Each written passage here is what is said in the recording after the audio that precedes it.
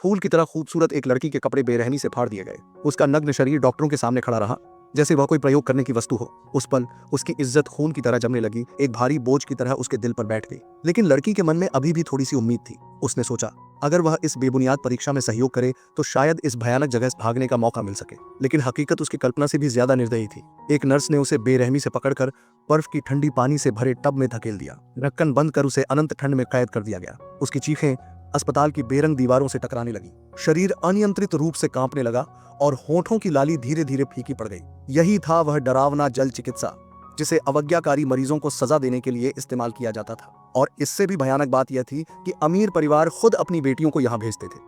वे पागल नहीं थीं, बल्कि सिर्फ परिवार के आदेशों की अवहेलना करने के अपराध में इस क्रूर अत्याचार की शिकार बनती थी। सिबा इस अजीबोगरीब कहानी की एक और शिकार थी। अस्पताल में बिताए दिनों के दौरान उसने और भी कई छिपे हुए सच खोजे। यहाँ के लोग असल में बाहरी दुनिया में बताए जाने वाले किस्सों की तरह पागल नहीं थे। वे सामान्य दिखते थे, लेकिन अस्पताल के कठोर नियमों के तहत मजबूरी में जी रहे थे। अगर कोई नियम तोड़ता तो उसे अमानवीय सजा दी जाती। कभी कभी उसे अंधकार की गहराइयों में फेंक दिया जाता। एक दिन एक मरीज को उदाहरण के तौर पर लाया गया। डॉक्टर ने उसे सम्मोहित किया और वह जमीन पर गिरकर तड़पने लगा। आसपास के लोग जैसे इस दृश्य का आनंद ले रहे थे। इतनी निर्दयता देखकर सिबा को समझ में आ गया कि उसे इस नर्क से हर हाल में भागना होगा। आखिरकार किस्मत ने उसका साथ दिया।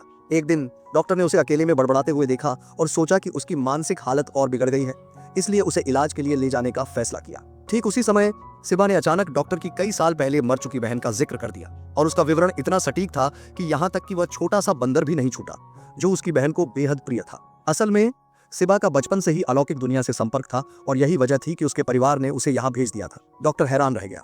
अपनी मृत बहन के प्रति गहरे प्यार की वजह से उसने सिबा की मदद करने का फैसला किया, लेकिन उसकी सिर्फ एक शर्त थी, सिबा को उसकी बहन की आत्मा से संपर्क कराना होगा। इस तरह एक सुनसान कमरे में एक रहस्यमय अनुष्ठान शुरू हुआ। सिबा का शरीर अचानक जोर जोर से कांपने लगा, उसकी सांसें भारी होने लगी। कुछ ही देर में चारों ओर एक अदृश्य शक्ति की उपस्थिति महसूस होने लगी।